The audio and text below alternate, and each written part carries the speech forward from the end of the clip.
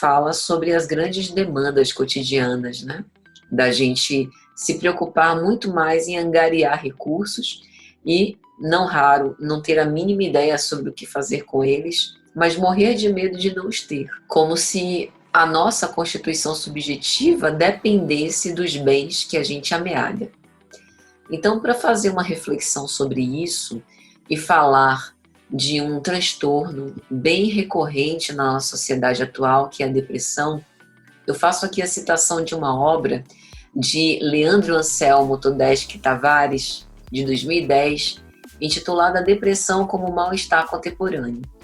É muito interessante essa obra porque ele dá ênfase não no transtorno, mas nas causas motivadoras, né? Então ele, na verdade, vai falar um pouco num discurso antropológico, sociológico, sobre a nossa pós-modernidade, que Zygmunt Bauman chamava da nossa modernidade líquida. Então, Leandro Tavares é psicólogo, mestre e doutor em psicologia, numa atuação psicanalítica, Freud-lacaniana. Ele fala nessa obra sobre a efemeridade do tempo, o quanto que nós estamos envolvidos numa velocidade dos acontecimentos que se desdobram perante os nossos olhos e a gente vê algo que era concreto se esvaecer de uma hora para outra, sem ter tempo necessariamente para poder significar aquele acontecimento. E a nossa atualidade segue caracterizada por essa sensação de querer gozar de uma grande liberdade individual, uma liberdade que seria plena, impossível para a configuração social, porém carente de referenciais que sejam sólidos. Ou seja, nós enfrentamos uma grande dificuldade de encontrar uma bússola, um ponto norteador que nos confira um sentimento de certeza para as nossas próprias escolhas subjetivas. E essa pós-modernidade, a modernidade ou sociedade líquida, oferta uma aparente liberdade à custa de um profundo sofrimento psíquico, à custa de um sentimento generalizado de insegurança. Porque como todas as bases são fluidas, o que foi ontem já não está valendo mais para hoje, a gente não sabe em que se arrimar, em que se ancorar. E aí esses mal-estares pós-modernos vão se caracterizando pela liberdade fluida e não, como antes, pela opressão ou repressão. Lembrando que, para a psicanálise, o mal-estar contemporâneo é a oferta da civilização ou da cultura à custa das repressões instintuais dos sujeitos que são ditos civilizados. Como Freud vai apontar em O Mal-Estar na Cultura, de 1930, discurso, aliás, presente na sua metapsicologia, é na defesa contra o sofrimento e o desprazer que habita o próprio sofrimento e o mal-estar em si. E, na atualidade, todas essas performances que são atribuídas ao sujeito contemporâneo como respostas existenciais às demandas socioculturais de nossos dias, nos causam o nosso próprio sofrimento. Então, parece um contrassenso. E citando Bauman, o célebre filósofo e sociólogo polonês, na sua obra magistral O Mal-Estar na Pós-Modernidade, ele vai dizer: os mal-estares, aflições e ansiedades típicos do mundo pós-moderno resultam do gênero da sociedade que oferece cada vez mais liberdade individual ao preço de cada vez menos segurança. Ou seja, não obstante os esforços individuais para conseguir algo em que se ancorar, mais próximo de um sentimento de certeza, de confiança, de segurança, a própria configuração sociocultural delineia condições para uma vivência em desamparo. Nós carecemos de referências sólidas de identificação, como a gente falou na conquista da identidade no capítulo anterior, né? Porque fixar-se numa identidade, ou melhor, construí-la num cenário marcado pela transitoriedade dos referenciais é quase impossível, é um verdadeiro tormento. E essa conjuntura propõe justamente esse incessante movimento, numa fluidez atormentadora, né? Sem possibilidade de se fixar em nada, para não perder as novas oportunidades, para não deixar de se informar pelas notícias que se sucedem, céleres, e que, efetivamente, humanamente, a gente não tem condição de acompanhar. A gente vai adoecer se a gente se colocar nesse roldão, nessa avalanche de atualizar-se em tempo real.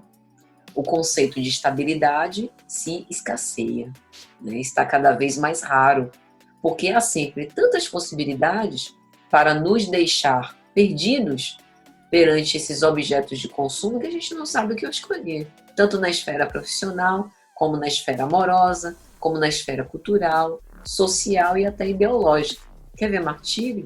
Jovem de 17 anos escolhendo para que curso ele vai prestar vestibular. Isso é um tormento. Tem tantas opções, né? Quão perverso é essa ditadura de precisar escolher com 17 anos o que eu quero para a minha vida toda. Mas hoje, essa geração não pensa mais, né, de fazer uma coisa só a vida toda, e sim passear por fases, retrato também dessa fluidez. E a instantaneidade visa promover essa gratificação do curtir o agora, evitando as consequências do porvir. No mesmo momento em que a gente conquista uma coisa, logo a gente perde, ou estamos suscetíveis a perdê-la, de modo que as conquistas se tornam efêmeras e deixam um vazio imenso e um sentimento de grande incerteza quase permanente que nos habita. Então, escolher acaba se tornando um grande fardo, porque há tantas alternativas e possibilidades e a carente imaturidade psicológica que reflete esse profundo desconhecimento de si mesmo. Porque se eu me conhecesse, eu saberia escolher o melhor para mim. A grande questão está aí. Eu não me reconheço. Aí eu faço da dúvida o meu principal tormento. E muitas vezes isso nos deixa paralisados, inermes, né? Como se a gente fosse impotente em relação à nossa própria vida. E ao lado disso, o discurso social, midiático, vem de uma imagem de que toda maleabilidade é possível, ou seja, um mundo segue indeterminado, como um fluido que não tem conformações, contornos. Tudo pode acontecer a qualquer momento e o tempo todo. Então isso dá uma grande sensação de insegurança, porque a gente vive o tempo inteiro no limite desse desespero afetivo frente à possibilidade de abandono, de rejeição, de o que está agora pode não estar amanhã. E esse tipo de maleabilidade, que é uma maleabilidade excessivamente negativa, torna fluida a constituição subjetiva, afastada do nosso referencial interno, né? E pautada para a eterna desconstrução do lado de fora. Essa maleabilidade é bem diferente da maleabilidade positiva, que significa flexibilidade, capacidade de sempre aprender, de crescer com as experiências, crescer com os vínculos, tomando a posse da própria vida com coragem, aceitação e capacidade de utilizar os recursos internos, os recursos psíquicos, para construir a própria existência. Citando mais uma vez Bauman, ele diz que a instantaneidade, ou seja, a anulação da resistência do espaço e liquefação da materialidade dos objetos, faz com que cada momento pareça ter capacidade infinita. E a capacidade infinita significa que não há limites ao que pode ser extraído de qualquer momento, por mais breve e fugaz que ele seja. É aquela coisa da intensidade até o último gole. A satisfação de viver as experiências de uma forma louca a cada momento no estado presente, que vem sendo substituída pelas quantidades de conquistas acumuladas, seguidas das suas sucessivas perdas. Não dá para viver assim. O ser humano chega no estágio de esgotamento, porque ele coleciona uma quantidade muito grande de vitórias relâmpago, sem tempo suficiente para simbolizar as próprias conquistas. E se não se tem tempo de qualidade, nem tempo qualquer que seja, né, para desfrutar qualquer vantagem que se obtenha, de que resta ser? É melhor ter uma situação, estar hoje aqui, amanhã lá, né? Então veja o quanto esse pensamento é pernicioso. E diante desse contexto, a sociedade acaba exigindo de nós, indivíduos, performances sucessivas, que nos acaba extenuando, nos deixando cansados, esgotados, abandonando-nos a nós mesmos. Atualmente, o que mais se valoriza é a capacidade da gente se desligar de tudo que se aparenta sólido e duradouro, Veja que até o discurso dos relacionamentos, mesmo na própria psicanálise, vem mudando por parte de alguns teóricos e de alguns colegas, né?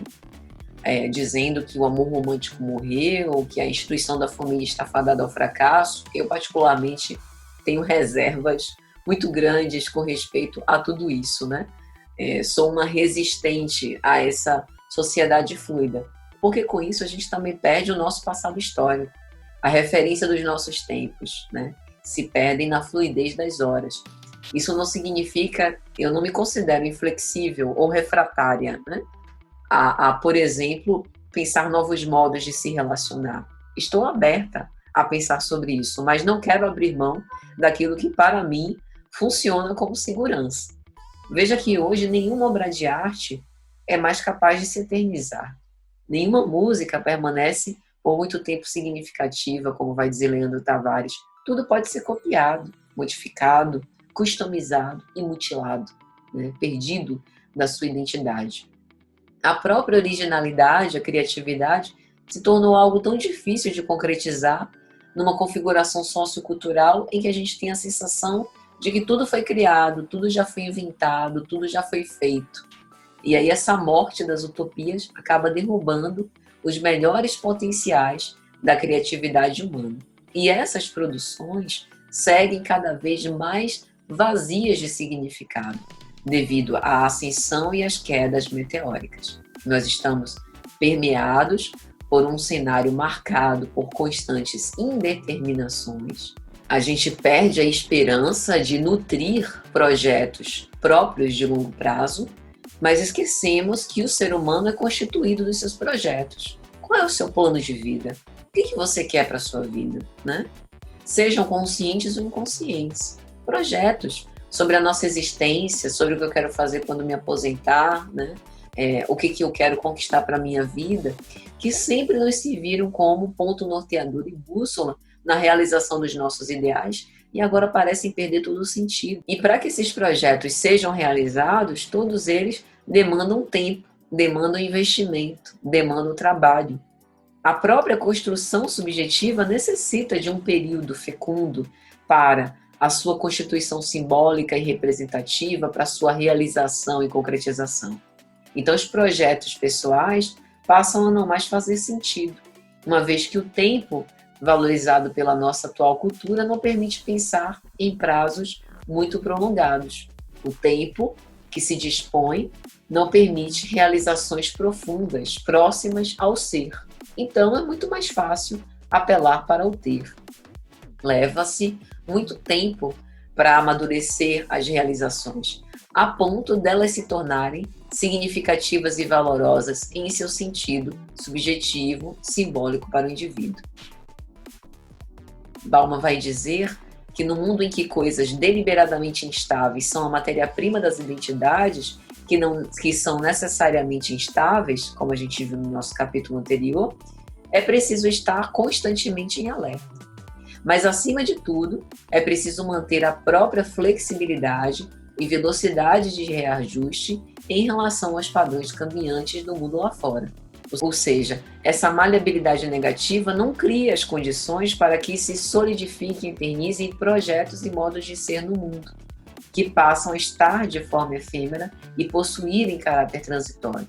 Se antes nós buscávamos nos firmar com uma identidade que nos caracterizasse singularmente, de modo a alcançar um reconhecimento único, hoje em dia essa cristalização da identidade, digamos assim, se tornou praticamente impossível e até indesejada, porque em meio aos múltiplos e confusos referenciais que não garantem reconhecimento vitalício, nos sentimos perdidos, exibicionistas e esvaziados de nós mesmos. O indivíduo deve, então, estar sempre a postos, continuamente preparado para lutar a contínua guerra de se manter no topo das paradas de sucesso, sem poder se apegar demasiadamente ao passado, sem lugar para saudosismos de um presente que é rapidamente ultrapassado e também de um passado que se esvai facilmente.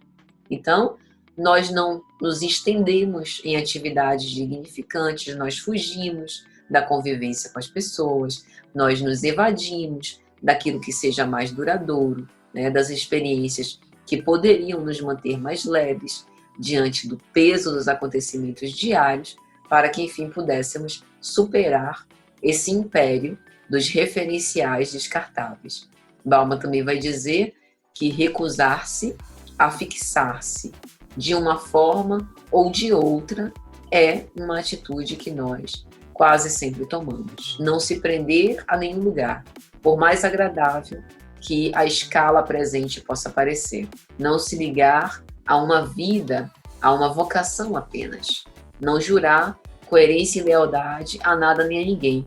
Proibir o passado de se relacionar ao presente. Ou seja, essa estabilidade produzida em virtude da noção de tempo efêmero, de tempo fugaz, somado à diminuição do espaço no mundo virtual sem fronteiras, e que, portanto, deixa para a gente o infinito, né, à nossa disposição, torna o sujeito contemporâneo traumatizado e num estado permanente de hipervigilância, como se tivesse que estar sempre a postos, porque tudo pode acontecer.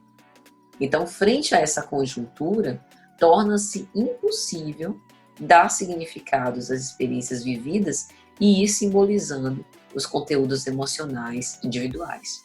Em outras palavras, o tempo da contemporaneidade não favorece a subjetivação das experiências, mas, pelo contrário, contribui para a dessubjetivação, a desumanidade, produzindo sujeitos vazios de si, de significados, de referenciais de identificação. E o momento seguinte a essas conquistas relâmpago é o sentimento do vazio e incompletude eterna, mesclado de uma grande diferença e de um mal-estar que se concretiza na própria dinâmica atual social. É interessante a gente pensar que a depressão, enquanto esse sofrimento psíquico prolongado de consequências aterradoras, por exemplo, segundo a definição de Maria Rita Kell, é a posição daquele que desiste de si. É a consequência que muitas vezes a gente atinge. Segundo Allen Heisenberg, é a patologia da capacidade insuficiente de ação e iniciativa. Mas não é que a gente não tenha recursos, não é que a gente não acredite em nós mesmos, não é que a gente não queira lutar, não é que a gente se ache autossuficiente, esteja inventando moda ou querendo aparecer. O mal-estar nos venceu, mas nós podemos reverter esse quadro, ter menos e ser mais em profundidade.